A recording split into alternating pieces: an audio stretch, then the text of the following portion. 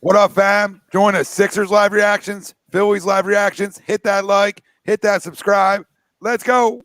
That's my baby. That's my baby. We're going at it at 110%. I just want 5 minutes of happiness, please. Just give me 5 minutes. And they scored. They did it. Left, feet left. What the hell was that? Oh, yeah. What the fuck are you talking about?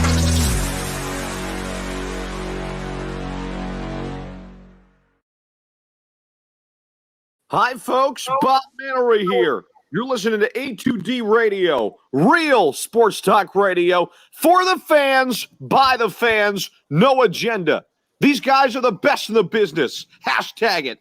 No notes.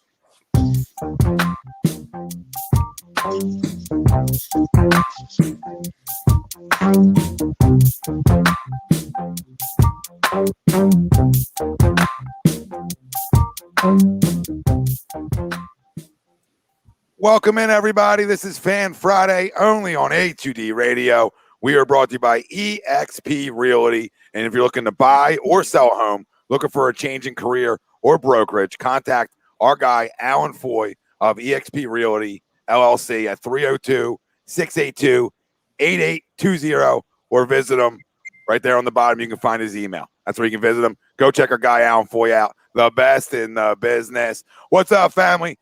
Tom, Jake, John, Pete, and everybody joining us out there. This is I hate this mouse. I'm gonna break the mouse. Sorry. I'm gonna break the mouse. I'm going to break the mouse. Got no time for a bad mouse.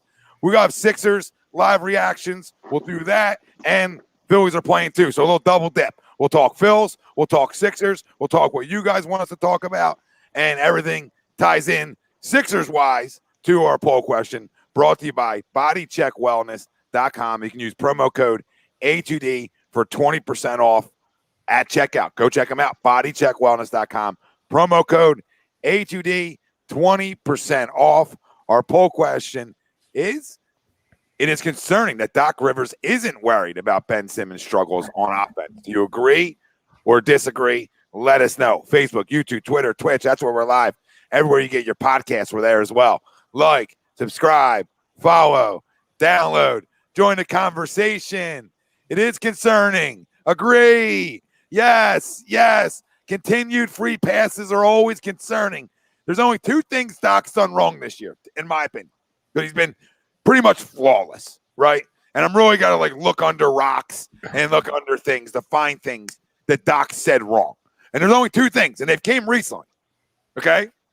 Excuses for the road trip and tired legs. And listen, I get it. It's the NBA, all right? But everybody's legs are tired.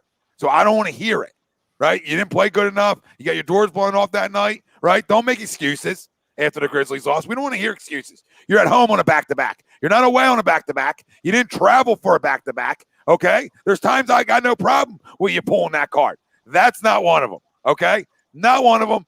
And we were very critical of Brett Brown in years past for the same thing, all right? He doesn't have to come out and say he's worried because you don't expect him to. But he's been pretty clear about I don't care about Ben's offensive game. Well, I think we got to care a little bit. I think a tiny bit, right? Of asserting yourself, looking at a rim, stuff we've talked about ad nauseum, okay? But it is very concerning because I don't need him to come out and be like, hey, you got to shoot the ball, right? We don't expect that. You're going to get coach speak, okay? But you're not worried a little bit? Because, Doc Rivers is too smart of a basketball guy, right? I consider myself too smart of a damn basketball guy. I consider 98% of this fan base too smart of basketball guys, okay? Including everybody on here but Pete, because he's not going to agree, all right? But that's what I consider. That's what I consider myself, right? I love Ben. I'm not trying to trade Ben. But, yes, we should be worried. I'm worried, right? 3 attempts again tonight. Right, and everybody give me a stat line. It's I don't even know if you're playing offensively. In a half-court set, I don't even know if you have a pulse. I don't even know. And I know there's other things going on in his family life, right? And we'll let that figure itself out, right? That's not for us to figure out. But okay, This has been going on forever. It's been going on forever. There's ebb and flows of him deciding to turn a switch on and be aggressive. Get over his head. Get over his head. Get over his head. Oh, did he make that catch? Damn it, Ronald. What a catch. Great piece of hitting, too, by the way. By Bomb right there. Boomer. Trying to go oppo. Damn. So stays 3-1, and we'll go to the bottom of the 6 here. But I agree to the poll. It is concerning that Doc Rivers isn't worried about Ben Simmons' struggles, and I don't expect them to be publicly worried to the media, right? But like, if he isn't worried, it's concerning. You understand? Like internally, if he's like, "Oh, it's okay," right? I don't care what he says to us. Internally, if he's okay with that, that's not okay. Because we brought these guys, we thought accountability was in the house. That's all we talked about. Right? And San Cassell here and tons of jumpers pregame and all the rest. Right? We have to be concerned a little bit. And if you're not, I'm concerned for you. As a homer, as I can't take the jersey off for 5 seconds, as I can't just say, you know what, maybe I'm wrong right now about a guy. For all my bensexuals, because that's what I'm going to call them now, bensexual. and I'm the original, not transsexual. So I don't know. You guys tell us. We'll circle the room. Jake, you go first, and then we'll swing it around. Is it concerning that Doc Rivers isn't worried about Ben Simmons' struggles on offense? Do you agree or disagree? Let us know everywhere you are watching us live at Facebook, YouTube, Twitter, Twitch.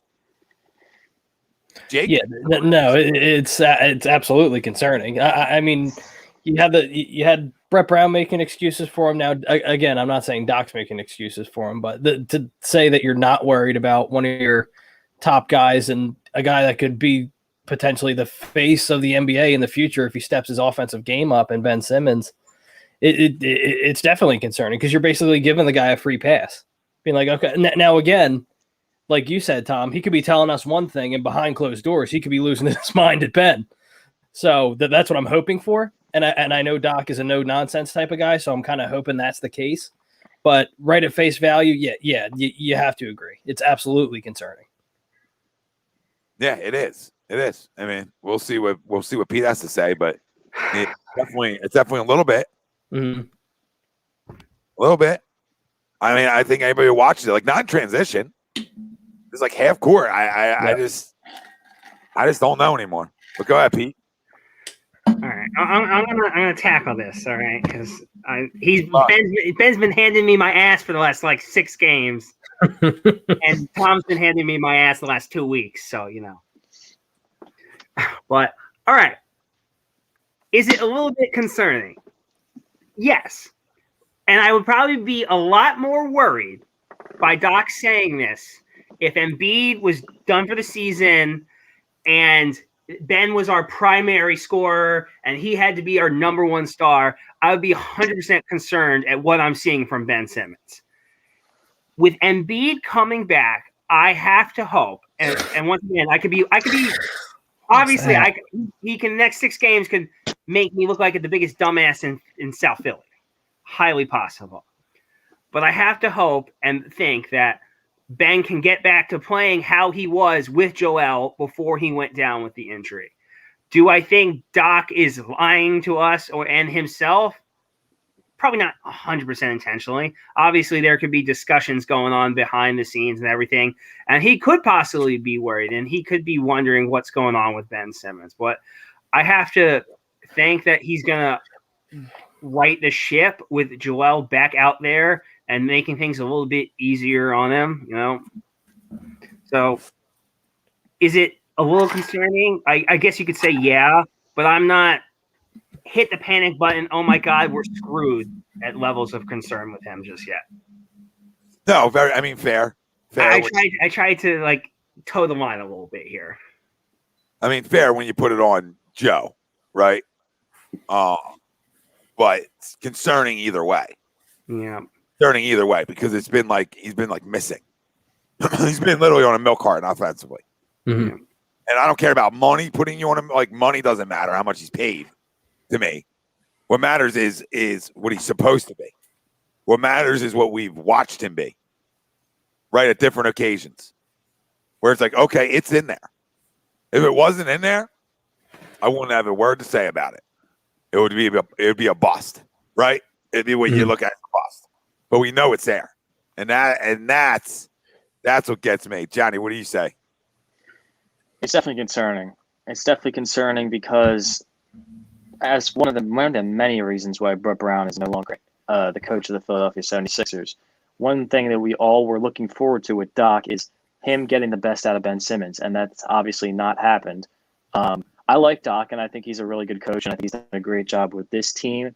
And I was buying into the thought that maybe, early on in the season, Doc was supporting Ben in the media press conferences, but then in the locker room, getting on him, telling him what to do. I can't believe that now, because I have too much faith in Doc as a coach to think that he would tell Ben something and Ben would get it done on the court. Doc is too respected as a head coach to tell you something. Let's say, because for the people that want to say that Doc is protecting him in the media and then he's going out in the locker room and then ripping on him. So is he doing that every single night and Ben just ignoring him? No.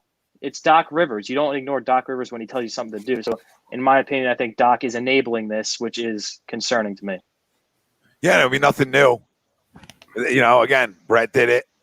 If Doc's doing it, and it's because, you're just because you're winning games, right? I mean, that's fine. Like, we're winning games. That's great. But it doesn't take away from the inconsistencies. It doesn't take away from 5 turnovers tonight, right? I mean, 5 turnovers again tonight. I mean, that's the part that is the biggest concern on the offensive side of the floor for me, even more than the scoring, because it starts to take care of the basketball. 5 turnovers in 20 minutes of basketball. I mean, come on, guys, that's not good. That's youngster stuff. That's rookie stuff, running the point. And it's concerning a little bit because I don't know when George Hill is going to play for this basketball team on a guy that I really like to take the reins as that second point guard, even more so. But I'm not concerned playoff Ben. I'm not concerned about this team's chances to win. I'm not concerned about any of that, if that makes sense. So I'm just concerned that he looks like he's going the opposite way, and hopefully his ebb and flows of the season can he can get hot at the right time, I guess.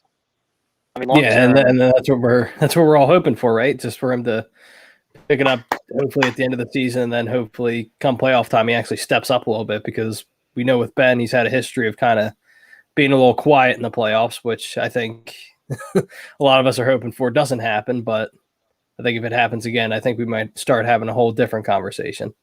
Yep, for sure. I mean, I've seen nothing from Ben to tell me that the playoffs are going to be any different. Was he just going to magically start shooting? He's going to start being more aggressive in the playoffs? No, if anything, this is telling us that we are in for a rough playoff stretch from Ben if he doesn't turn it around. He has this 20-game runway to build up his confidence to do something before the playoffs, and right now we need him to snap out of it quickly. And what I was going to say earlier was long-term, this is even more concerning because we see guys this is brought up throughout the NBA community. NBA Twitter talks about this all the time. We've seen guys in his draft classes after his, improving every year. Some guys are passing him. Flat out, they're passing him. And he hasn't improved. And it's really rare to see a young player with this much hype and skill. We know he has skill, who hasn't improved at all. And right now, he's seemingly regressing. So long-term, that's an issue. Yeah, and I don't know what's going to – yeah, I agree with you, John. I don't know what's going to change come playoff time. I mean, he can ramp up and play better defense, and that's great, right? You know what I mean? That's great. We'll take that. But offensively, I don't know what's going to change. The game actually slows down. And now the Phillies are down 6-1, and their road woes from last year and the year before that continue for their first road game of the year. Continue. Looks like the same team I watched the last 2 years on the road. Right? Not get timely hits, right?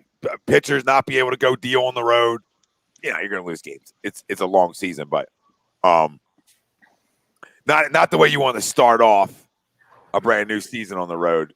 No. But again, you're not gonna beat the Braves' ass every game out there either, because they're a damn good baseball baseball team, but There's another one. another Is that homer. fair? Yeah, is that fair? I think that's fair. No, it's not. No, it's not. Never mind. Well, I mean, like you said, Tom, it's a long season. We just swept the Braves. So I feel like this game, they came out, they're hungry, they're looking for a win against the Phillies. Get them next game. Yep. Yeah, I mean, you hope. The Eflin era must continue. I mean, you hope. This is probably where you find out the toughness. Can you come back and win 2 or 3? Right? You sort of find out what kind of baseball team you have. Right? But back to the Sixers. I mean, yeah, nothing's going to change come postseason. You just got to play great defense and be great in transition and hope Joel Embiid is lights out and money, right? It's the only thing we can hope for. Yeah, and if Ben struggles, like you've said before, and I think a lot of us have said before, is if Ben struggles, we need Embiid to score at least 30 plus a night, which is definitely possible, but at the same time, you're asking a lot out of Joe.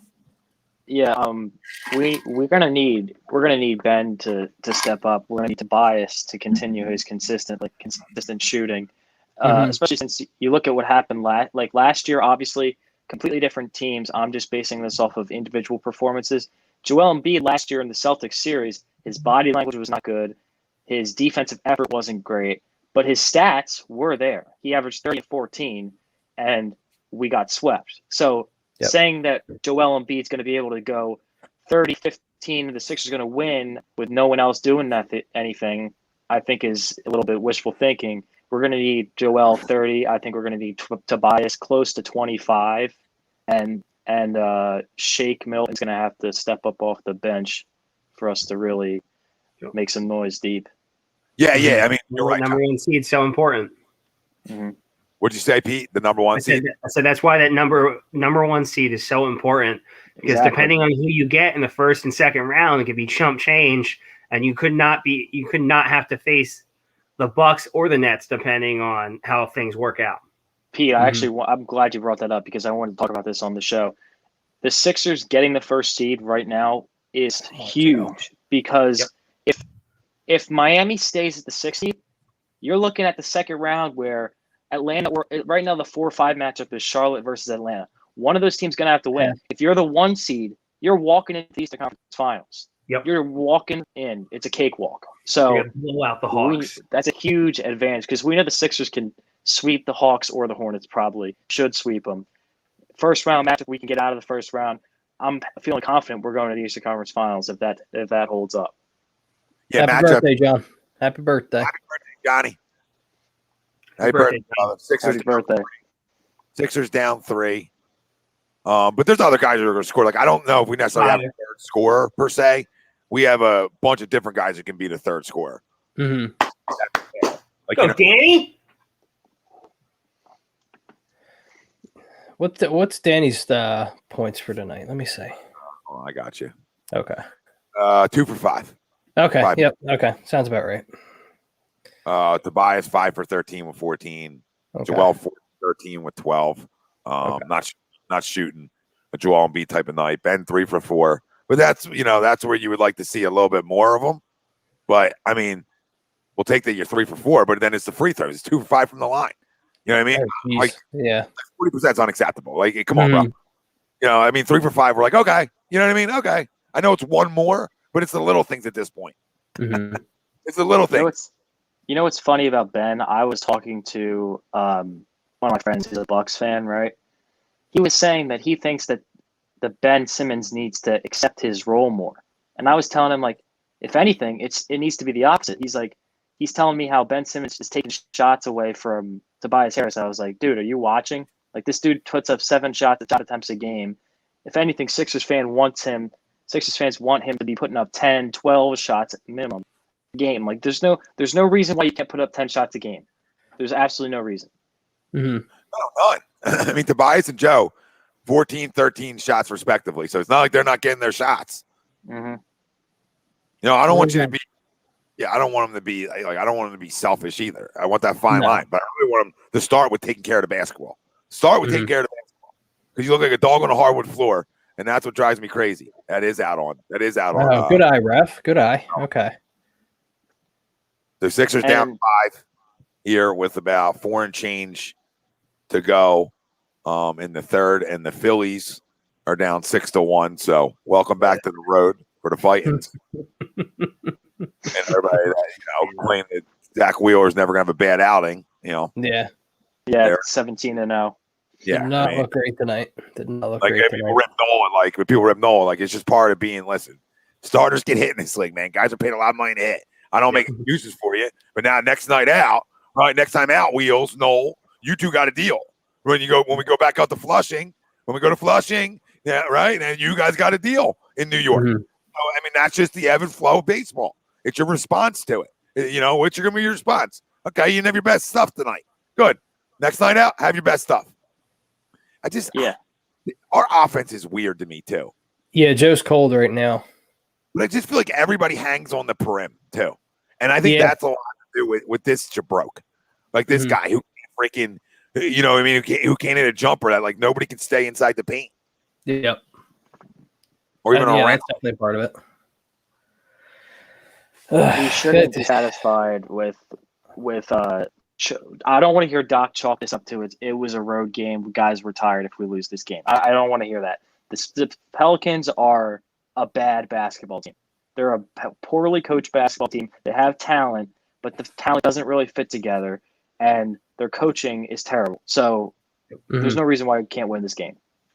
Yeah, no, I completely agree with you. What was the I don't have it right in front of me. What was the line on tonight? You're obviously a road favorite. Yeah, I think probably they were like a 5-point favorite, I would think. I forget what they were. I think it was like 4 or something like that. Something along those lines, 4.5 maybe. Pulling it up right now. Wrong. Let me see. It was 5.5. Okay, 5.5. So say 5.5, depending on where you're getting it at. But come on. I'm not saying that's the difference maker of it. But this game's long from over. But you got to go. You got to go take over in the fourth. He's never going to take over in the fourth. He's never going to take over at any point in the game. He might take over defensively, but that's it. So we're going to talk some of the rotations. I got some rapid fire questions for you guys. But so we're saying Joel Embiid or bust essentially. We decided to bias. Like I don't know. Pretty much. I hope he can get back to the points where he's averaging like 15 a game. Seems so long ago. You know what I mean? That's like not even good. But like 15 seems like it was years ago. So hopefully just get back to that. Just be aggressive, right? And all the kickouts. Like I'm not Mr. Like, oh my God, like he kicks it out so much. Like I don't care. Sometimes he's kicking out for great looks, right? But like there was just a time on transition about 5 minutes ago, okay, where he kicked out and it was like a tough 3, I think, for Danny Green, right? And it didn't make it, right? But you're in transition. Like that's where you're downhill. Downhill, get to the bucket. I can see if everybody packs the lane in on you in the half court, but on transition, you got to be looking to get to the rim. Yep. All day, you can't be looking pass first. Yeah. Different strokes for different folks at different times. Obviously, there's gonna be times where like, okay, got 3 guys down there. You got to look. You got to kick out, right? I get it, but in this specific situation. Let's go up for a lap, and I think Mr. Williamson was back there on defense. Maybe another reason why Mr. Softy kicked it out. He don't want to be all over ESPN all night. No, get rides by Zion. You know what I mean? I thought that's a bad look for the brand, baby. Bad look for the brand. That's big baller, Ben brand, and bad look. You might as well sign with Big Baller Brand. They talk a whole lot, and before LaMelo Ball and Lonzo's breakout season, what it was brand? Not a lot they discontinued it. No, they brought it back. They did. Yeah, LeVar brought it back. What after like the 60 different lawsuits? Yeah, he said they were taking a break. I'm sure. They had to pay off some guys. Probably. $500 shoes though. Money Pop Podcast is on at 10:30, family. So now they're on. They are on. Yeah, Johnny, these Sixers to wake up. Down 7 right now. Come on, Tobias. Hook shot. Oh my God, that was ugly. That was a freaking bailout. Bailout city right. Jesus. I feel like the Sixers have a situation. You kind of talked about this time when you said Joel Embiid or bust. It's a little bit scary of a situation because even though it was 2 years ago when we really saw Joel Embiid play in the playoffs in a high leverage moment, because I'm gonna throw away the bubble. I'm gonna just throw that away. That was a bad season. That was something that wasn't real. I'm not gonna take it away from the Lakers, right, Ralphie? But it wasn't real NBA playoff basketball. Okay, it wasn't. But Joel Embiid, last time we saw him in the second round in Game 7 of the Raptors series, especially on the road when we would play those road games against the Raptors, it was nowhere to be found. I'm a huge Joel fan, but if he doesn't have help, they can send that double, sometimes even the triple. It doesn't matter how great his pass outs are. Teams in the playoffs that are deep in the playoffs, they can rotate quickly to that. Miami Heat can get out there quick. Raptors can get out quick. Bucks can get out quick. So the Sixers really not having, like, Tobias is a good option, but I feel like Tobias should really be like a third option if we really want to contend for a championship. But that's a little bit scary to me, especially since you think about guys like the Nets. If KD is getting clamped up by Ben, well, now we can just throw the ball to Harden. He can do something. Kyrie, you can do something. So that play, I think, is going to be a little bit concerning. Yeah, and I think that's where obviously Danny, Seth have to be big, right? And I think that's where George Hill hopefully can be here by the postseason, because I think them three guys, them three veterans, can really help you. That's a terrible pass, Cork. I mean, grow What the hell was that? He can't play in the playoffs. Korkmaz better not be in the playoff rotation, Doc. Otherwise, I'm gonna be upset. I love that James says Ben teaching Tobias the hook shot. Yeah. I mean, at least Ben's goes in. Oh my God, no, it doesn't. I mean, grow up, Daddy, down below. I see you, Dad. I see Dad down below. Protect him. You know what I mean? He's a kid. That's hilarious. Bad shot. Like, it's solid. Like, it's not great or anything. Like, it's okay. No, his jumper looks better than his freaking hook shot. When it goes in, it looks awesome, and we're all like, "Wow, look at this Magic 2.0, Kareem 2.0." But when he misses it, it's going off the backboard. It's missing the rim completely. It's ugly. And for the younger viewers that probably play NBA 2K, for years I always thought, why is Ben Simmons' layup package animations have this weird looking running across the court hook shot? It's because he does it in the game. It's because he actually does it in the game, and it looks ridiculous. it's true. It is true. Do we have a timetable on Hill? Ricky Gouin says no. Ricky, no. He says he hopes to be ready. He said he expects to be ready before the postseason. So whatever that means. That was a little shocking to me, honestly. Yeah, he can say that, but then the medical staff, he's not even close to being ready yet. You don't think so? Nah, we'll see. We'll see. I don't know how they can make that. They make that trade without him, without knowing that he's going to be ready. Like, not that I can't. They gave up for it. Like you know what I mean? That's your move, though, and a guy can't even play. What if the guy can't play? Right. Then the great Daryl Morey. It's the great Daryl Morey. He's never wrong. So what happens then? You better be able to play. Oh shit! You better be able to play. I think what we're gonna end up seeing is Doc's gonna probably insert George Hill instead of Steph Curry into the lineup for the starting lineup, and I think that what should happen, honestly, especially for the playoffs. You don't think it's gonna happen? I don't. I think Seth gives you a lot for in a shooting capacity, and I think what's gonna happen. I think this is what should happen. Is I think George should be your point guard off the bench. It's going to take the ball out of Shake's hands, and he can be a catch and shoot guy like he was last year when he was balling. Mm-hmm.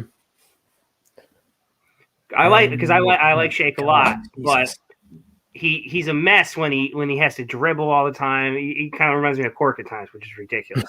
But when you just get him, if you can just get Shake in opportunities where he's shooting and doing what he's supposed to be doing, Hill can do that. Hill himself is a 40% catch and shoot guy himself. So yeah, for sure. I feel like we have to rely on what's it called? We're gonna have to rely on George Hill to play at least 20 to 25 minutes a game in the playoffs, sometimes even more. So I feel like you're gonna see him in closing lineups.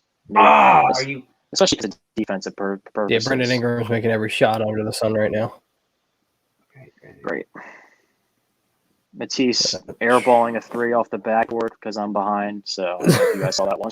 Yeah, I don't know if you saw my facial expression to that. I don't get Yeah. it. I don't like. But he is 2 for 3. Sorry. Let me get him right. He is 2 for 3 tonight, so whatever. At least he has some sort of offensive pulse. How can you miss that poorly, but also shoot 2 for 3? Like I don't understand. Like how his misses are not normal misses. They're most horrendous air balls you'll see in your life. But then he'll make 2 in a row. Yeah, that's what Bellinelli was when he was here. Like wide open threes, can't fucking hit them. He'll hit circuit shots in the corner for some reason though. When he was here, it was weird. I was gonna say that's what I liked about Bellinelli, and it frustrated me to no end. But he'd shoot from anywhere. It doesn't. Reddick was like that. Reddick was kind of like that too, to where he'd miss all these wide open ones, but he'd do like the 1-footer turnaround 3, and he'll make it. Mm-hmm. Yeah, all the time. Right? And you're like, I was just like, dude, what are you doing? Why you can't hit the wide open shit? Come on, JJ. It's funny. Some guys are better with a hand in the face. You know what I mean? Weird. It's just straight. Honestly, Is JJ still hurt? I don't know, but this is a night. What my problem with Ben is like have the feel for the room, right? Like a feel for the room, right? Tobias is shooting 35% tonight. Okay, Joel's shooting 28% tonight. Okay, Seth Curry's shooting 0% because he hasn't even made a shot. Right? So like have a feel for the room. That's a night where you can't have 4 attempts. Just have a feel for the room. You know, it's funny too, Tom. You just talked about that. As I'm seeing as they're showing Brandon Ingram stats, he's shooting 4 of 17. How are we losing right now? Well, we know how because you just talked about it. We're losing to a team that Brandon Ingram is shooting 4 of 17, and he's their best player. Like, come on now. Yeah, it's true. Yep. And making it the 3. Nope. Off the rim. Mike Scott, I just can't with Mike Scott. Like, Mike Scott's got to go. Can you play over Mike Scott? Because I'd watch you play. Hating on the Hive right now? I am. What Hive? I'd like to smash the Hive with a goddamn baseball bat. I don't know. There's like a little call to people. What the hell? Oh, Ferk. Jesus. Oh, there we go. There's another one. I didn't get it off. Mike Scott died 2 years ago. Not since Vicente Padilla have I seen such a mediocre player have such a big fan base. Vicente Padilla. Wow. I mean, that's going back. I like it. Going back. No, because he used to have that little stupid section at the vet. Padilla for Tia or something. Yeah, something like that. Like Randy Wolf had the Wolf Pack and all that other shit. Like, Sixers go into the 4th, down 8. So, damn, they really let Matisse go ahead and foul Zion there. They didn't call that. Nope. We'll see if they can fight their way back into this one. But as we're waiting for them to come back on, what will your Sixers playoff rotation look like? I think you guys just mentioned it. With at different ones, John and Pete, on how you felt who should be starting, who should be coming off the bench. So you sort of both gave your answer on that already. So Jake, what do you say? And I got a couple more here for you guys as well. I mean, mine's pretty much the same as like, and I really like to where I think it was John or Pete that brought it up to where if George Hill is going to come in, you put George Hill in as the starting 5. You put Seth as kind of like your bench scoring. I like that idea a lot. I do like that, but again, is George Hill going to play? That's the real question. But I also like Pete's one as well. I do like Pete's one a lot. I feel like there's just so much chemistry that's been brewing with this team to mess with it. Going with it. Yep. To mess with it now, I don't want to mess with. I just don't want to. I don't want to try it. Yeah. No, like if we had gotten George Hill within like the first month and a half of the season, when we're still exploring and testing things out, I'd be 100% had been willing to try that. But it's just I think it's just too late to be throwing things around. You know what I mean? Yeah, I completely agree. Unless we had gone out and gotten someone like Kyle Lowry or someone like that. Yeah, I don't think George Hill needs to start. No. I mean, in the starter row doesn't even matter to me per se. Rotational wise, you know, it's going to be your other guys outside of them 5 are going to be Hill, Howard, Shake, and probably a side of Matisse at times. It just depends on matchups. You might see Burke different situations. So you might see Mike Scott different situations, but I think them three guys are sort of gonna be situational guys, depending on how the game flow goes and what you need. You might see Mike Scott a little bit more against the Nets because of size than you would in a smaller series, right? So especially size out to 4. At the rant brings you and be able to run him at the rant a couple times just you know what I mean? Just somebody else to run at him. I think, but that they're the three guys that are going to be like almost like, well, one guy might not play one game, right, and then get minutes the next, and maybe not a lot of minutes either. You might be talking like 8 to 10 runs.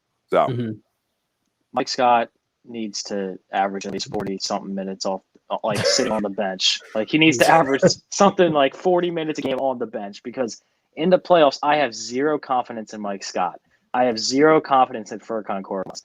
Doc needs to, and last year with the Clippers, I'm going to hope that Doc did this because Doc's team, his bench players at least, were better than Mike Scott and Furkan Korkmaz. But he has had a knock on Doc has been he loves to use full bench lineups, even sometimes in the playoffs. That does not fly. Okay, Doc, that does not fly at all with anyone in this fan base. There better be no Mike Scott, Shake Milton, Furkan, Dwight lineups in the playoffs because we're going to get killed. It'll be 10-0 runs, and that's something that can swing a game and end a game. Jesus Christ. Oh, Sixers down 4. So yeah, they're just having their way with us right now. We can't make a shot. No. We have no offense tonight. I mean, nope.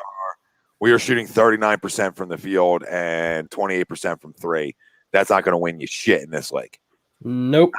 Shit, and there's going to be more excuses after the game, but I can say all 3 of my star players haven't played well enough tonight, and that's Tobias and Ben. So and Ben just hasn't shot enough to be able to say he played well or didn't. You know what I mean? That's the fucking problem every night. Yeah, it's frustrating. But I mean, and again, I'm not making excuses, but you're going to have some nights to where it's going to look bad. Yeah. But it's all about how you respond, right? It's all about how you respond the next game and what you can do from there. So, next?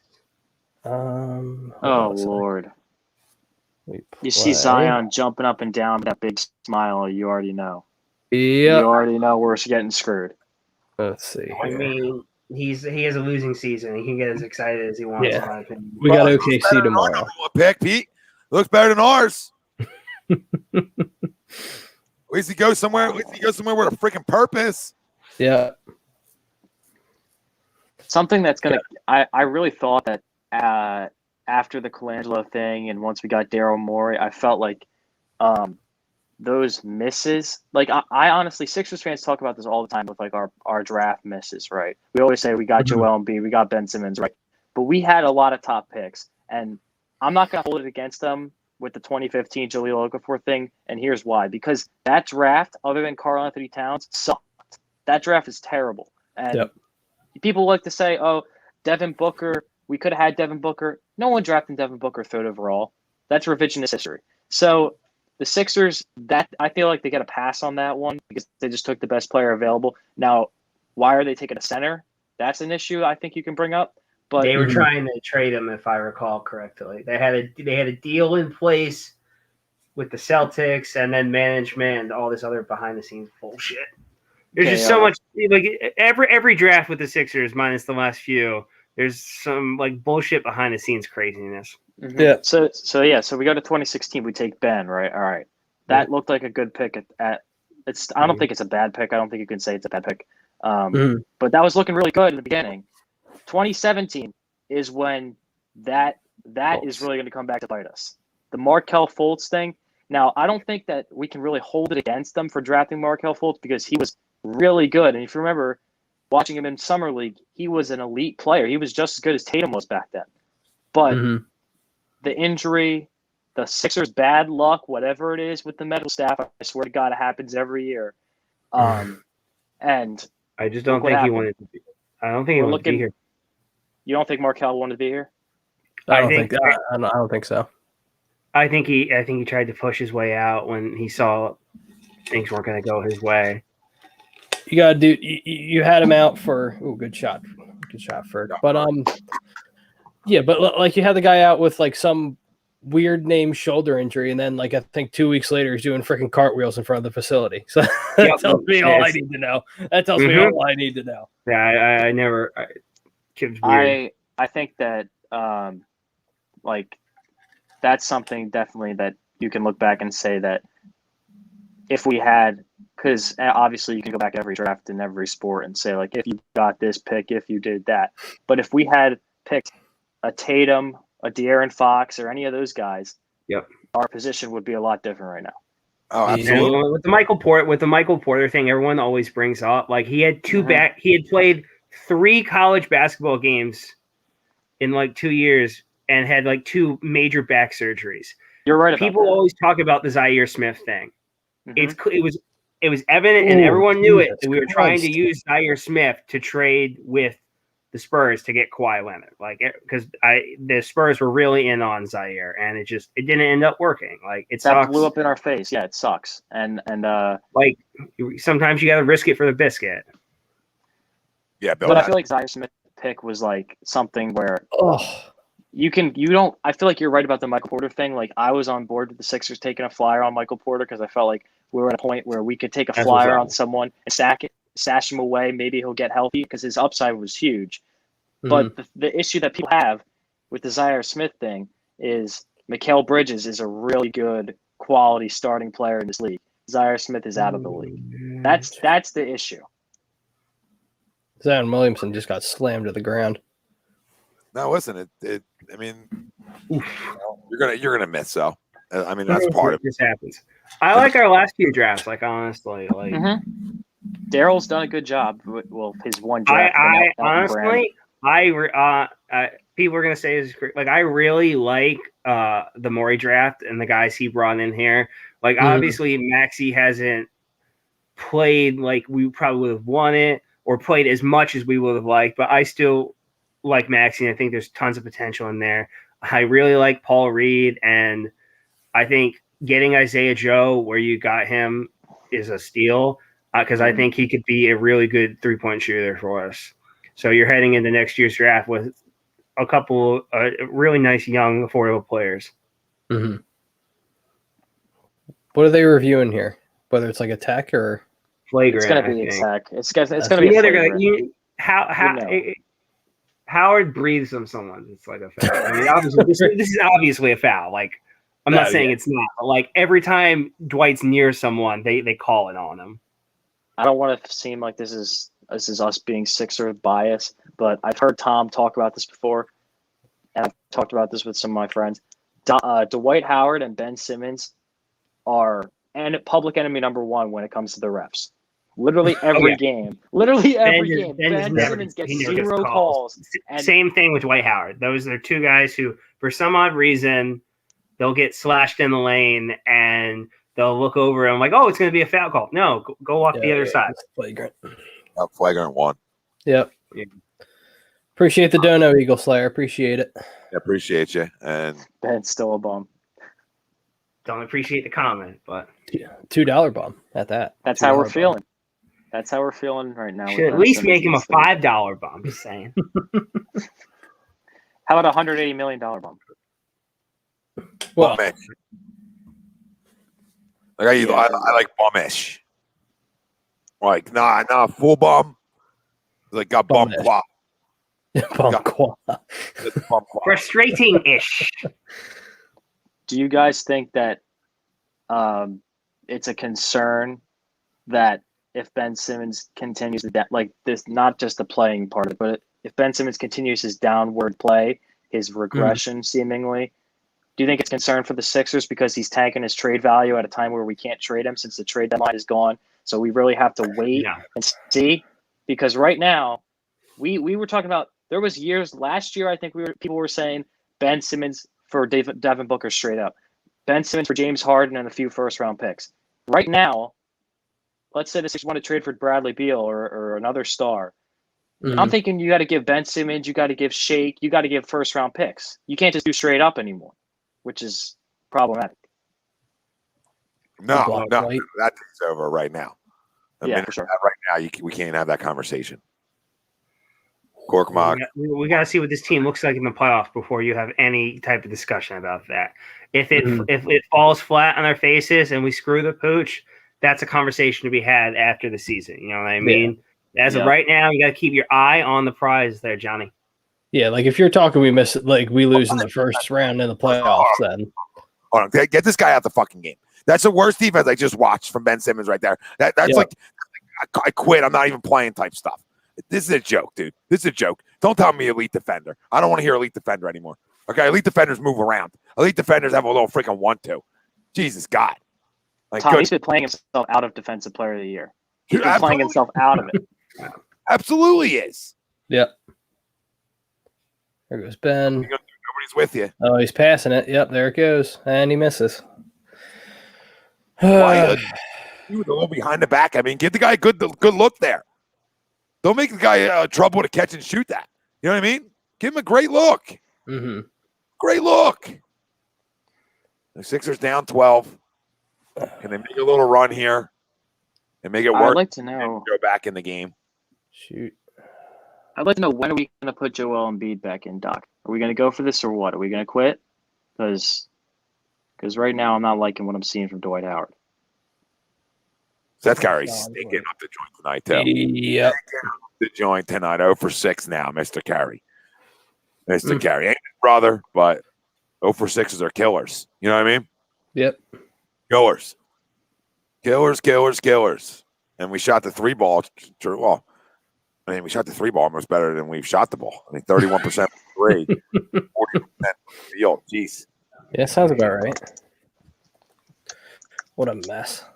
You know what's another thing about Ben that's a little puzzling? Because there's a lot of things about Ben that's a little puzzling. What now? Yeah, exactly. But watching him, because I think you guys probably too, most of everyone has seen his entire career. I've seen every single Ben Simmons minute he's played for the Sixers. Early on in his career, this guy was showtime. This guy was must-see TV, not because he shot the ball, not because he was more aggressive than he is now, but it's not about that. To me, when I'm talking about this point, he was dribbling the ball through people's legs. He was bouncing it to himself. He was doing behind-the-back passes like it was Magic Johnson 2.0. And nowadays, when you see him try to do that stuff, when he rarely tries to do stuff like that, it gets turned over, it goes out of bounds, it goes off his foot. I don't know where that went, where that elite ball handling and passing went, but no, it's confusing. Yeah. Another confusing thing to talk about. And it's not like he doesn't have it either, because we all know his ability. It's just he's very, like Tom said earlier, he's very selective with it. When he wants to do it, he'll do it, but when he doesn't, he's like, nah, whatever. I mean, those passes that you see from LaMelo Ball on SportsCenter all the time, the full cross-court bounce passes through the lane, he used to do that every game. I haven't seen something like that in a while from him. Oh, a long time. Joel is back in the game. Kayvon, thank you for the donation. No, we're not going to become Miami Heat fans with you. No, we're good. Our team doesn't need to tweet out excuses about why we didn't win the NBA Finals. Seth Curry, stop shooting the basketball, please. Just stop shooting the basketball. Just stop. Now I want you to stop shooting, Mr. 0 for 7. Can one-handed George Hill get on the court? Can we put him on? Take anybody at this point. Good Lord. Oh, Ben. I always say veterans and your bench have to help you win on the road. And no doubt. Especially when starters didn't play well enough. And for the most part, your bench has been okay scoring. But, you know, the other side, your vets, and one of them being Seth, not good enough. Yep. Bad night from everyone. Got 7:15 left in the fourth. Sixers down 12. Oh, my God. What was that? Jesus Christ. People getting too excited. Getting too excited. I can't right now. I just can't. We're not going to win a game when Joel Embiid scores 12 points. That's the bottom line. Not going to win a game when anybody scores 12 points. Should be able to, though, John. That's the problem. Okay? It should not have to be a him show every single night. Yeah. Or sometimes your guy's got to pick you up. Yeah, where you can't win without him. Like, come on. Yeah. He's got to be perfect every night. We had that 10-game stretch. We had that 10-game stretch where it was 7-3 without Joel Embiid. But then he missed that one game, and against the Grizzlies, we went right back to how it was before his entire career. Joel's out of the game. All right, Sixers lost. Doesn't matter who we're playing. Doesn't matter who we're playing. We could be playing the New York Knicks before this year without Tom Thibodeau. The stinky New York Knicks, the Timberwolves.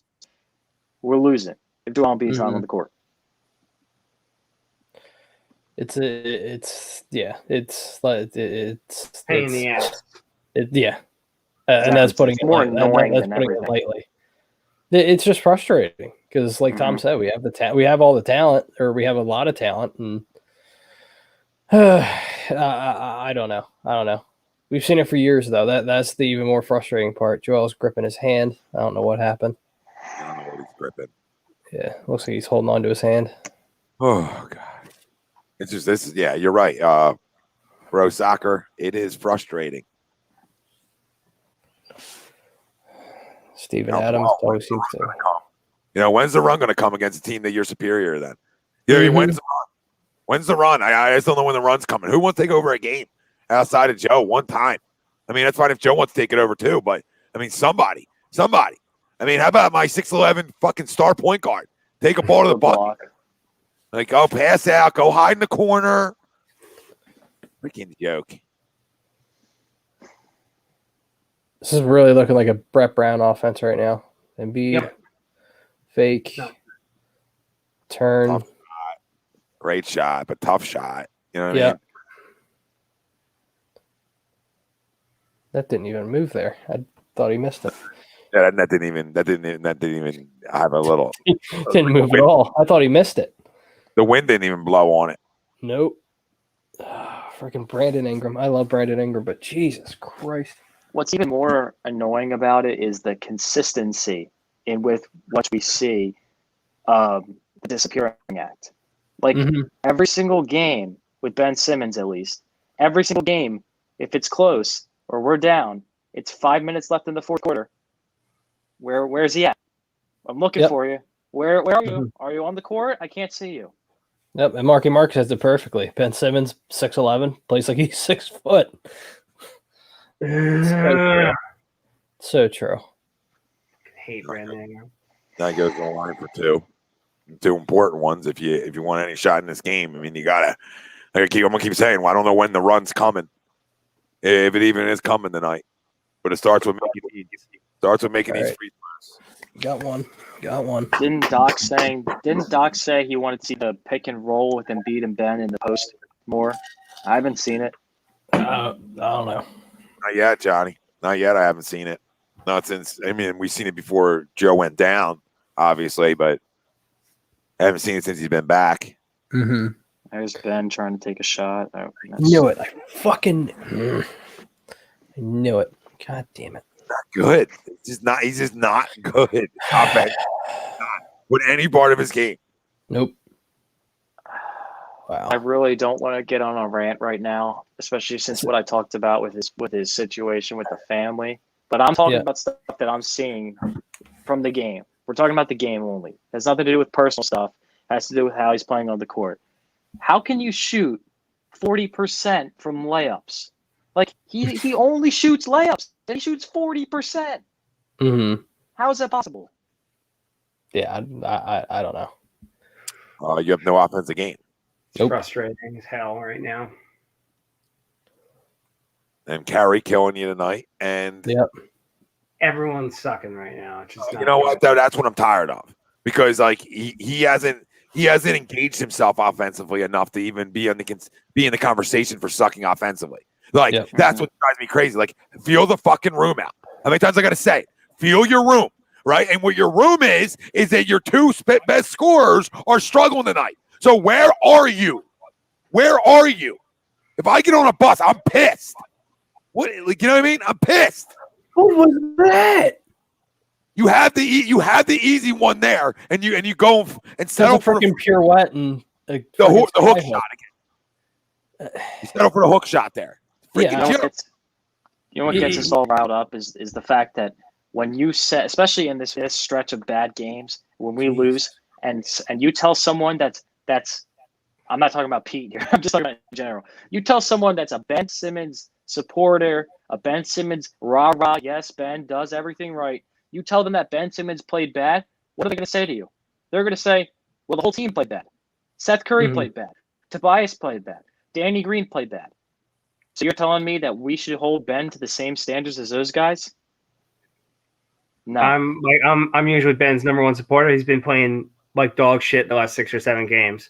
That's why I said not Pete, because you've been. I know, keeping it 100. I just want to throw it out there because everyone likes to say I'm his number one cheerleader and everything. But I'm like, and I usually am, but I'm like, he's been playing bad basketball, so I'm gonna call him out accordingly. Well, I think that Jimmy's passed you as far as the cheerleaders go. I think it's Jimmy 1, you 2. I can agree with that. It's okay. It's okay. And I was labeled the first pansexual ever. So, I'm not Yeah, this was in 2016 during the Celtics series in Sixers 24/7. I was labeled the first ever pansexual, and I was told TJ McConnell needs to be the starting point guard on this team. I had a guy once tell me, and I quote, if TJ McConnell started on a basketball team, that team would win 50-plus games. Yeah, good shot. Ball from Tobias there. Down 10. Go, baby. Come on. Keep saying this, but we don't get a stop. Like you know what I mean? Yeah. We won't get a stop on this end. Nope. Still a lot of basketball left. What's going on here? D. There you go. Good day. Go. Make them foul you. Exactly. Make them foul you. Like if that's where your game is so good at, that's where I need you to be great at. Mm-hmm. Make them foul you. Get them in the penalty if they're not in it already. I don't know where they are, penalty wise, but get them in there. Where's everyone at time wise on their TV? I'm 427. I'm behind. I'm like 30 seconds behind. So that's why. Yeah. Ben only has 9 points. Oh my god. Good pass and beat. Again, 2 for 2 from the line right now, and he hasn't done it yet. But late in game. Nope. I mean, fucking joke. It's a joke. Watch it. 3 for 9 from the line. 3 from 9. It's funny too because since I'm 30 seconds behind, I can't really go all insane. If I was up to the other one, and you get that one. Okay. At least Carson could play. Yeah. We had a bad year this past year, but I mean, that's what I don't get about the Carson Ben comparison. And I commented about this too on some of the shows. Carson had nobody to help him. Ben Simmons has the MVP of the goddamn league helping him. He has Tobias Harris averaging 20 games. And we would compare Ben to Carson? Hell no. I'm not letting that fly. John, you have to understand that Carson Wentz is the worst quarterback in the history of professional football to ever play, and that's just what it is. Yeah. I mean, Tobias going to the line now, boys. Have a chance to make it a 7-point game. Yeah, hopefully. The Pelicans' MO, though, I mean, they've had the lead in tons of basketball games this year. And have blown them in the fourth a ton. From a Pelicans side, we'd give up like a fucking third and a fifth for Nick Foles' like $8 million contract. What's Lonzo out for? I don't know. Tobias 2 for 2 though from the line, probably some hamstring issue. Gotcha. Tobias hits them both. That's big. Down 7. Yep. We get another stop, boys. 4 minutes we get left. another stop.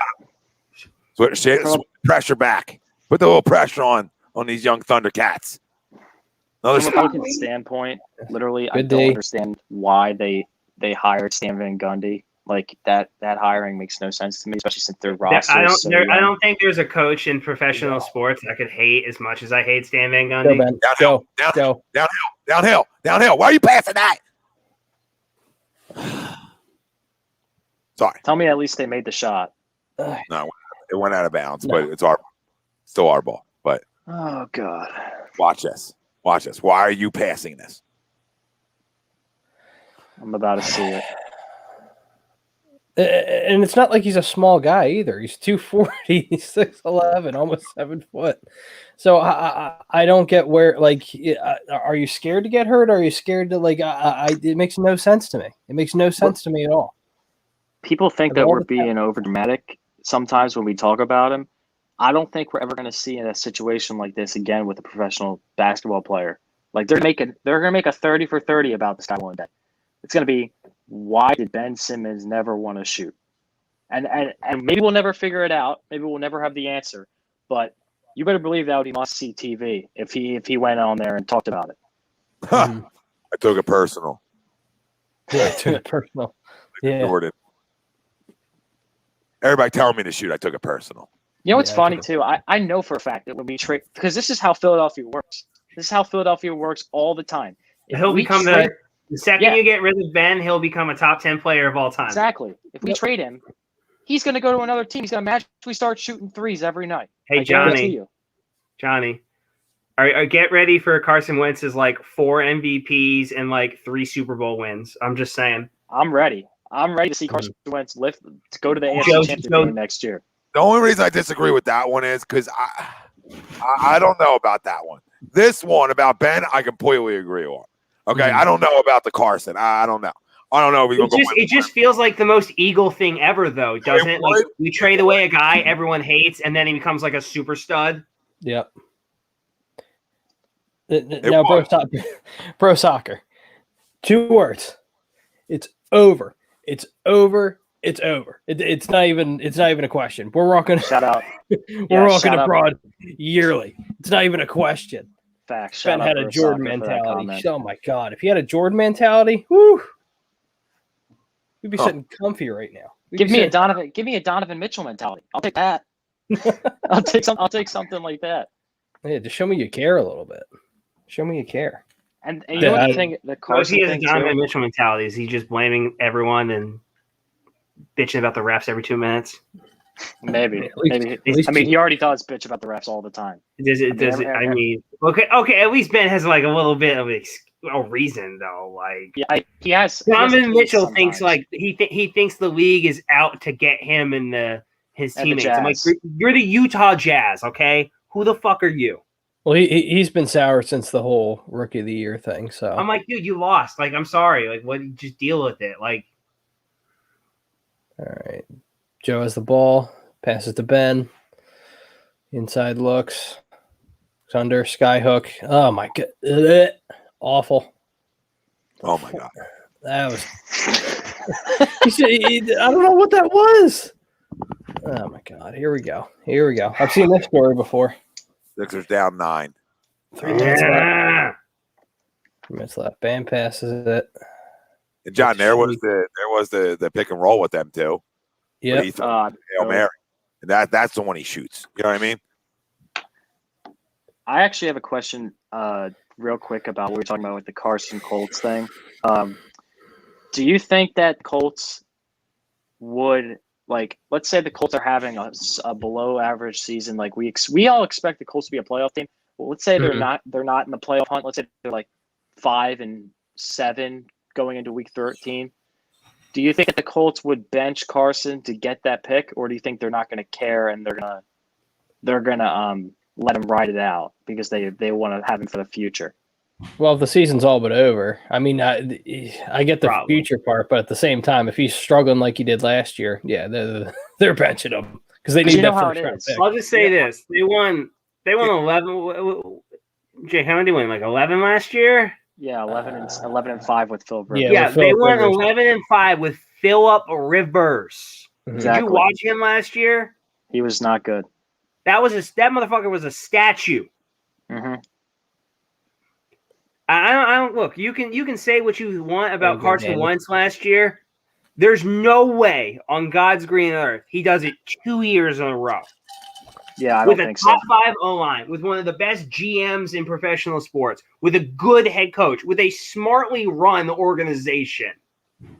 There's no, he doesn't have to look over his shoulder every 2 minutes. Like there's not a GM trying to screw him, like, or all this other ridiculousness. There's no stupid statue outside the city. Pass again. Okay. There you go, I actually Tobias. don't have an issue with the statue. I feel like that's pretty warranted.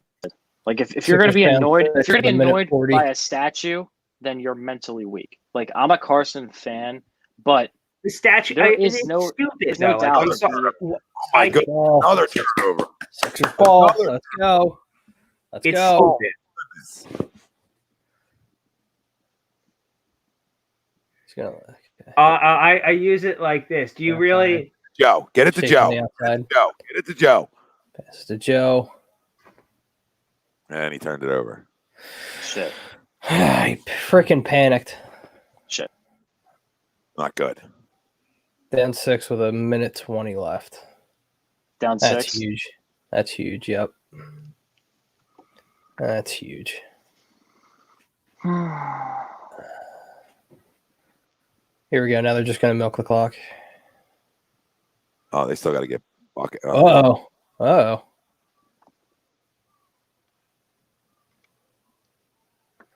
I'm gonna see if I can reset this. Maybe get live. Purpose. Were you streaming it? Yeah, I'm on my iPad, so it's behind. I'm at Yeah. I'm at 119 now. Is that closer? Yeah, you're right there. All right, good. That's where I'm at. Gotta hope at this point. You gotta hope for a choke job from the Pelicans, but It's possible. no, it's definitely possible. Well, they already tried to. They already tried to give it away, and we end up Yeah. right there. They cut it to 4, and another turnover. Yep.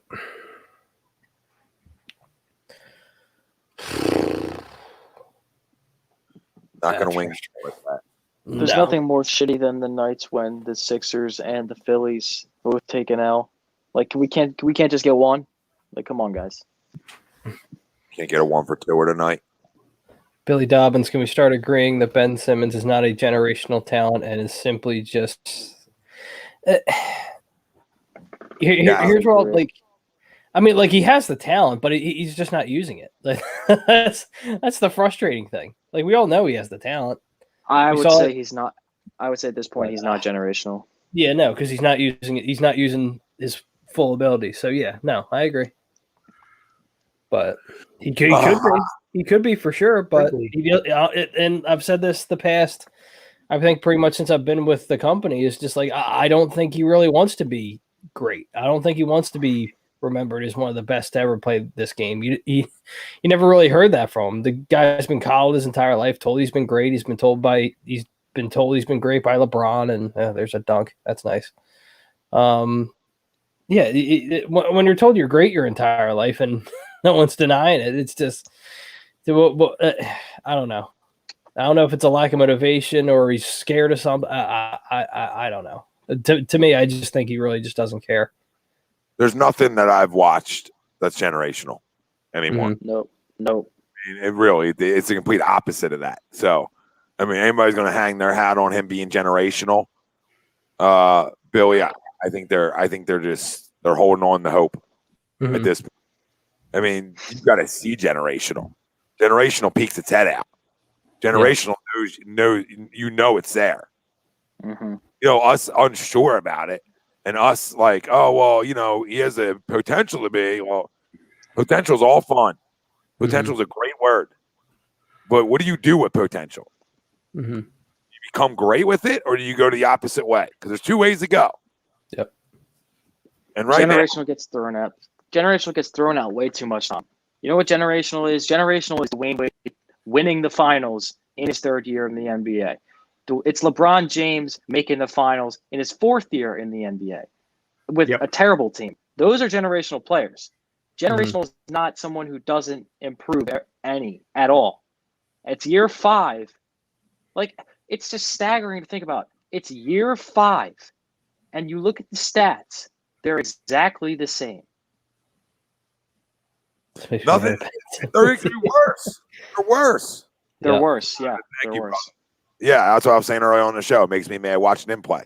Because, like, his 1-2 to get to the bucket,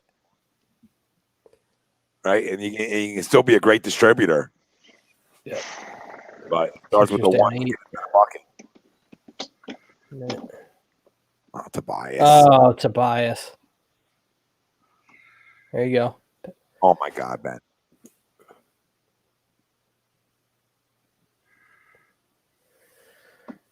All I see is Jake putting his hands on his head. I don't even see what's going on. I have no words. Like for what I just saw, I have no words whatsoever. What do you do? Turn the ball over again? It was awful. Oh my God. Yeah. Call a foul on Ben. Get him out of here. Oh, This is painful. yeah. There's no defending this, guys. No, I mean, you can't. I don't want to. I'll go out and say it. This dude's not good enough. All right, and I feel like that I was sold on a bag of goods too, and the hope. But this is just disgusting to watch. Mm-hmm. It's disgusting to watch him play basketball. It just isn't good. It just isn't good offensively. And listen, nobody's been good tonight. No. So don't think I'm giving anybody else passes. But that's why I'll say fill the room out. Know that maybe you got to take over a game. And he didn't. He didn't. And defensively, he let us down big time tonight too. I saw him quit on numerous possessions tonight. And again, Joel not good enough. Tobias, to me, like the numbers will look okay, but not a great night. No. All right. Obviously, Seth Curry stunk tonight. Mm-hmm. But then your other big-time player, takes 6 attempts. Goes 4 for 9 from the line. Here's something I just like to put out there for all the people that are going to possibly somehow in the realm of possibility do what I said before and try to say, oh, you can't come at Ben because you're not going at the other guys on the team. How many games has Joel Embiid had this season that we can legitimately say were bad games? 2, 3? I can't even go more than 5 out of how many games he's played. 40 something. So, the reason that Ben Simmons is so spotlighted is because we haven't ever seen this season, not one time have we seen him pick the team up and say, I'm going to go out there, I'm going to do something about this. Mm-hmm. One time. The Jazz game. Yeah. Well, yeah, one time. One time. And we lost, but. One time. And you know what? No, I'm not going to go on a rant anymore about him, sportsman. I'm not. Exactly. He doesn't deserve the rant. He really doesn't deserve the time for the rant. We've gone through all the rants. We've said everything that needs to be said. Now we're just going to sit back and be right. Yeah, I mean, what really can you say at this point? Nothing. To be honest. Unless he, unless he steps up in the playoffs or somehow gets like a shot in his ass or something like that. Because he got a shot in his ass when there were trade speculations and there were reports saying he was going to go to the Rockets for a little bit. And you saw that fire for a week or two. But then after that, he's like, all right, whatever. He must have really not wanted to go to the Rockets. He must have really feared Tillman Fertitta down there. Listen, like I said, none of it makes any sense to me. I've watched the guy get worse, and I don't know how he just turns the switch on when it comes postseason time. I know we had a bunch of some rapid fires, and I'll give them to you guys real quick. If the Sixers come up short in the playoffs and Ben struggles offensively, does Daryl Morey trade him this offseason? It definitely opens up that conversation for sure. But if he continues to struggle, I mean, what are you really going to get compared to a couple months ago during the trade deadline when you probably could have gotten something nice for him, a la James Harden, which I wasn't a fan of, but at least you get something of like substance. And if, like I said, if Ben continues to struggle like he has, especially tonight, I don't know really what you can get for him. You might get like a couple first-round picks here and there, and that's fine. That's cute. But for draft picks in the NBA aren't necessarily a guarantee unless you're in like the top 3 or top 5. So I feel like it's going to be one of those situations to where if Ben does continue to struggle, I think it really does open the door a possibility for him being moved. But at the same time, your defense is going to take a major hit too. But I don't know. It's tough. It's really tough. Yeah, I think he gets moved if he struggles offensively. Mm-hmm. You know what I mean? Like if he does like this kind of shit, I don't think he's here. Yeah. I'll be honest. I don't care how great defense he plays. Mhm. I'm saying if they don't go to an Eastern Conference Finals, if they go to an Eastern Conference Finals, different story.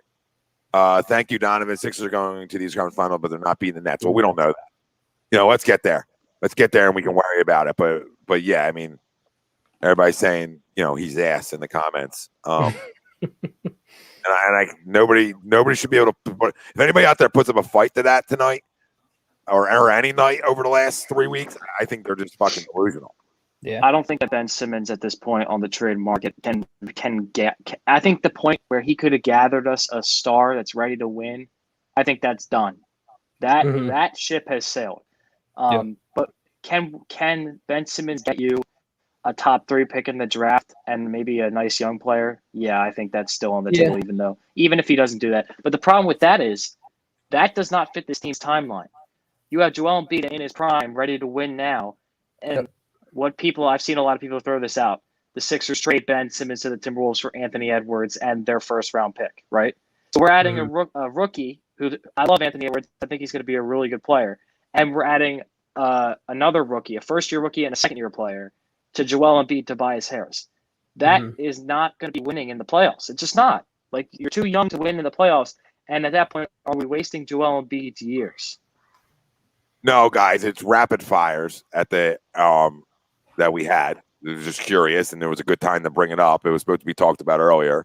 So everybody calm the fuck down. We didn't create the trade Ben Simmons conversation.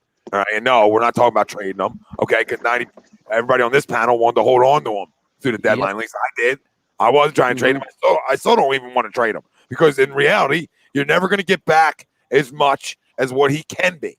All right, and that was the whole thing. That's why it's frustrating. That's why the conversation comes up. And anybody out there that's like, "Oh my God, how could you bring it up? It's one game. What do you blah, blah, blah, blah, blah. One game, one fucking game. Are you guys okay? He's averaged 11 points a game the last freaking 14 games. Okay, he's averaged over 6 turnovers a game. He's averaged over 6 turnovers a game. You guys are all going to sit there and protect my ass. Okay, freaking joke. All the protection out there, and I'm the anti-trade guy. Okay. I'm anti-trade talk. This guy's a freaking joke, and we sit there and be like, "How can you guys are pathetic to bring that up?" What? I didn't shoot the ball 6 times tonight. I didn't go 4 for 10 from the line, or 4 for 9. 4 from 9. Sorry, I don't want to take one away at 44%. You know what I mean? My bad. 44%. I don't want to take one away. 4 for 9 from the line. I didn't do that. I haven't averaged 11 points a game over the last 14 games. I haven't averaged over 5 turnovers a game. I'm not even getting double-digit rebounds or double-digit assists. So what does he bring to the table?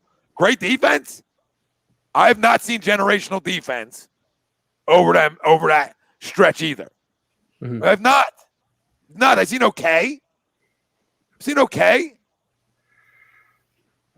I think that what you said about we all want to hold on to it through the trade deadline, I would agree with that. Nope. Oh, we lost Johnny. I guess Ben's people didn't want to hear it anymore. Colin, we know Seth. We know other guys played like shit tonight. Everybody misses the point. Feel the room and know you got to turn it on. Feel the room out. You guys think Ben's family situation? Maybe. It's been going on forever, Jordan. And I don't know his family situation. I appreciate the donation and the super chat. I don't know the family situation. But I know what everybody can do is pound that like button on YouTube, wherever you're watching this live. Hit that subscribe. And nobody's trying to get rid of the guy. Yep. Okay, but come on, guys. Got 85 people watching on YouTube right now and 29 likes. If you're frustrated with Ben Simmons right now, smash that like.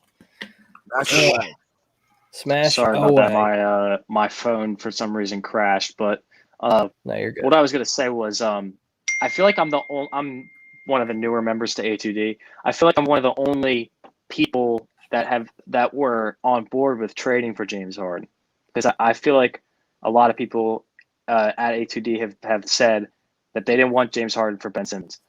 My thing is, like Tom said, it's hard to get value for something that he could be. Well, Ben Simmons will never be better than James Harden. Not close. He will never be James Harden. He will never win an MVP in the league. So I feel like that trade was something that would have benefited this team, but it's in the past now. So I mean, if that's what it was at the time, if we were talking like swaps, I think a lot of people would have entertained that and considered it. But it was never that. You know what I mean? Like, Yeah, but for whatever reason, they thought their hand was much better than it was.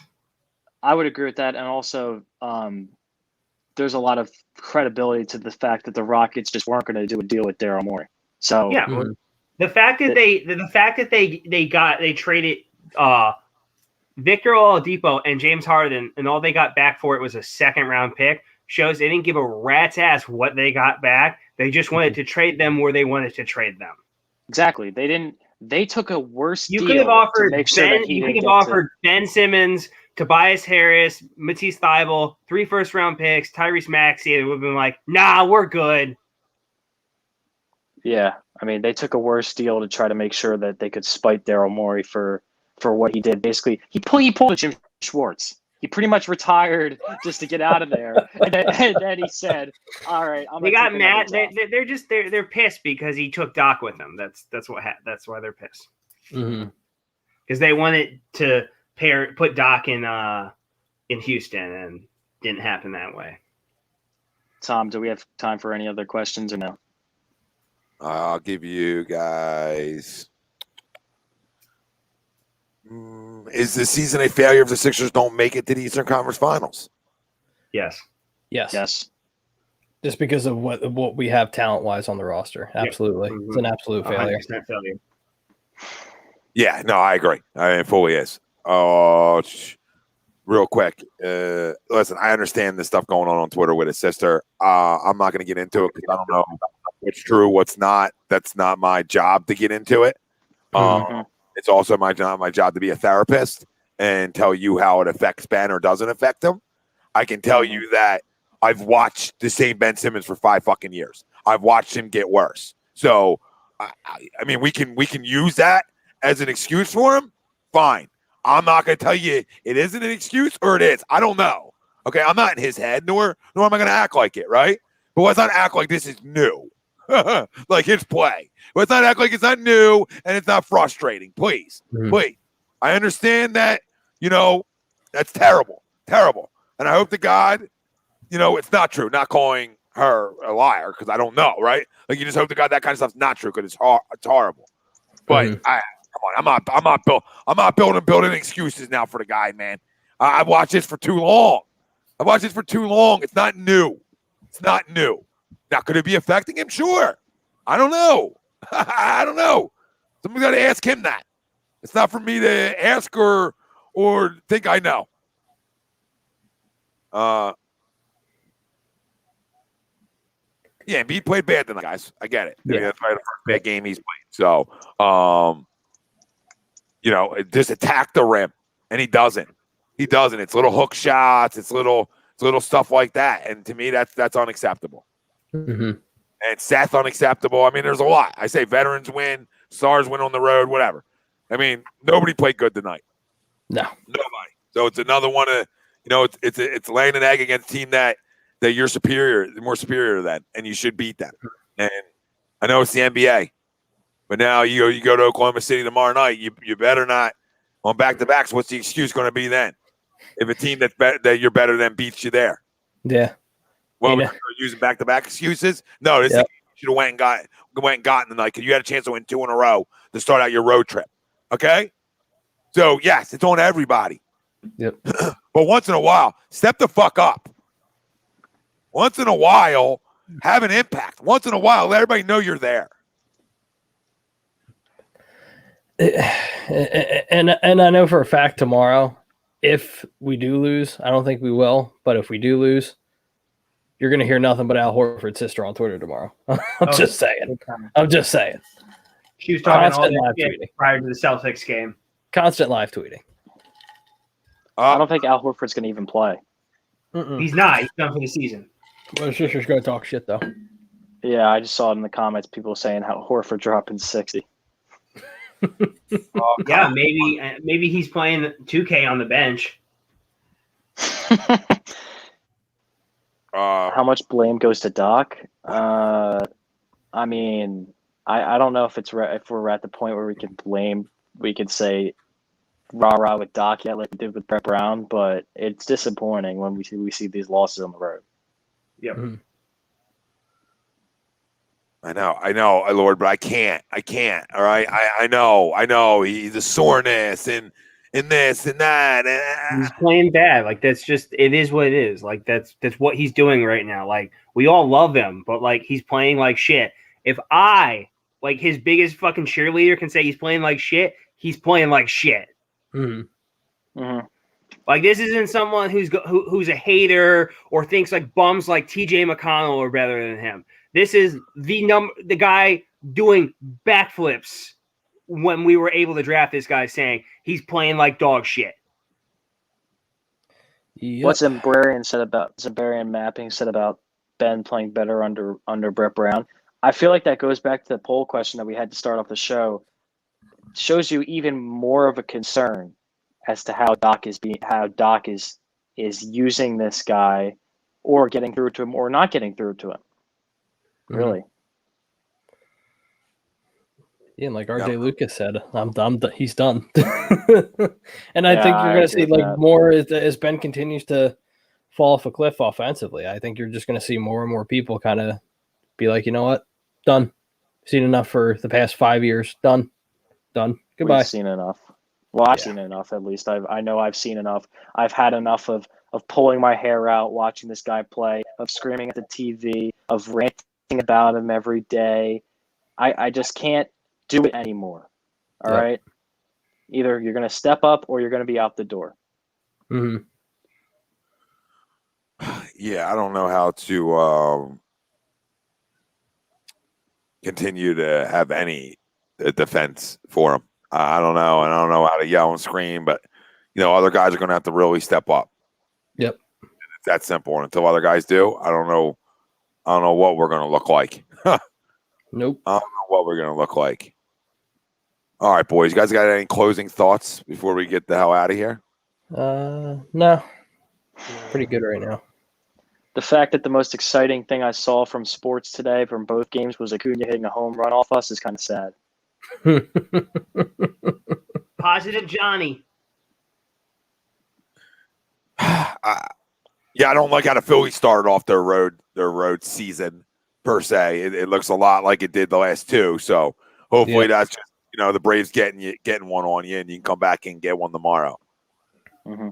Oh yeah, guys, this is all nauseum. I mean, he has opportunities to get to the bucket, passes out. Yeah, it's all a disgrace anymore. And I'm a guy who doesn't want to trade him and yelled and screamed at people for wanting to trade him. I don't know what to say. You know what I mean? I have no idea what to say anymore. There's nothing to say. Tape speaks for itself. Tape don't lie. Mm-hmm. And Embiid's not playing tomorrow night. That's what everybody's saying. Oh, well, we're losing them. Well, I don't know if that's confirmed yet. Is it confirmed? I don't know. If he's not playing, it wouldn't surprise me. That's an L then. It's another L. But another L up. We're not in sole possession of first place anymore. Like the Nets have caught us. We can't be dropping 2 games in a row. But otherwise, we're going to find ourselves in that 3-6 area because the Bucks are only like 1 or 2 games behind, and that's not where we want to be. Yep. No, absolutely not. Absolutely not. All right, everybody. Well, make sure you go over right on YouTube right now and Facebook, Twitch, everywhere. Money Pop Podcast is live, so go win some money. Go let them help you win some money. Go listen to the boys over there and learn a couple things about gambling too. So it's a win-win for you. We thank you all for joining us. We thank you all for pounding that like button. And yeah, Doc said he doesn't know if he's playing tomorrow or not. He thinks we were really mentally weak tonight. Well, guess what, Doc? When you let building excuses happen last time they got their doors blown off, you open up the floodgates for that kind of shit. Okay? You open up the floodgates. No accountability. We start saying, well, tired legs. Long road trip. Mm-hmm. Altitude, following, all them things. You allow this to happen. You allow it to happen. But listen, still ways to go here. But let's go get one tomorrow night. Same with the Phillies. Great thing about sports. What's your response going to be? Mm-hmm. Tomorrow night's a must-win for the Sixers, in my opinion. That's a must-win. So good amount of games left in the season. Must win tomorrow night. And early on in the Philly season, the way they played on the road the last 2 years, must win for the Phillies tomorrow too. Yep. Early on must wins. They're allowed. They're allowed to happen. You're allowed to have early on musters. Mm-hmm. Go get one tomorrow. Go get one tomorrow, both these squads. So for Tom, Jake, John, Pete, everybody out there that joined us tonight, we appreciate all the comments and support. We love everybody. We love the Ben slander, and we love the Ben protection. We love both sides. Disagree radio. Great thing about it is you're allowed to have two sides. Well, two sides, but only one side in making money. So go check them out. Money Pop Podcast, live right now on A2D. Hit that subscribe. Hit that like. Turn your damn alerts on. We out.